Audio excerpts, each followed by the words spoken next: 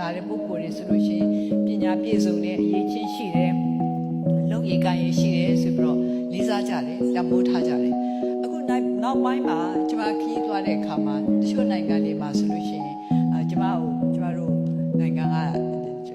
တဲ့အလုပ်လုပ်ဖို့လာတဲ့အထူးဖြင့်ပေါ့နော်အလုပ်လုပ်ဖို့လာတဲ့ပုဂ္ဂိုလ်တွေကပြောတာဆိုရင်ဗမာစရင်တင်ကျင်တယ်အထင်သေးကျင်တယ်ဆိုပြီးတော့ပြောတာတွေကျွန်မကြားရတယ်အဲ့လိုကြားတဲ့အခါကျတော့ကျွန်မစိတ်မကောင်းဘူးပေါ့နော်ဒါပေမဲ့ဒီဟာမပြုတ်ပြနိုင်တဲ့ကိစ္စမဟုတ်ပါဘူးကဘာကြီးဆိုတော့တစ်ချိန်လုံးပဲပြောင်းလဲနေတာပဲတံပိုးထားရဆိုတာလေတစ်ချိန်လုံးပဲပြောင်းလဲနေတယ်ကိုတံပိုးထားအောင်လို့ဆိုကိုတိုင်ကလည်းလုပ်ယူကိုနိုင်ငံကိုကြီးပဲအပြစ်ချက်ဖို့လို့မရဘူးငါတို့နိုင်ငံကမျက်နှာငယ်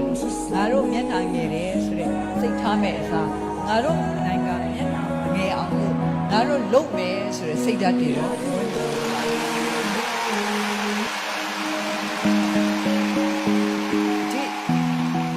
ဒီလိုလုပ်ဖို့ကျမတို့ဟာအခွင့်အလမ်းတွေစပြီးတော့ရလာပါပြီပြည့်စုံတဲ့အခွင့်အလမ်းတွေလည်းမဟုတ်သေးပါဘူးဒါပေမဲ့စပြီးတော့ရလာပါပြီအဲ့တော့ကျမတို့တယောက်ချင်းဟာဘယ်လောက်ထိပေးမလဲဘယ်လောက်ထိကျမတို့နိုင်ငံတဲ့ပေးဆက်မလဲဆိုတော့ကိုယ့်ဘာကိုဆုံးဖြတ်မှာဖြစ်ပါတယ်ဒါမျိုးဆိုတာအတင်းလို့မရပါဘူးမေတ္တာစေတနာဆိုတာတော့အတင်းရှိရမယ်လို့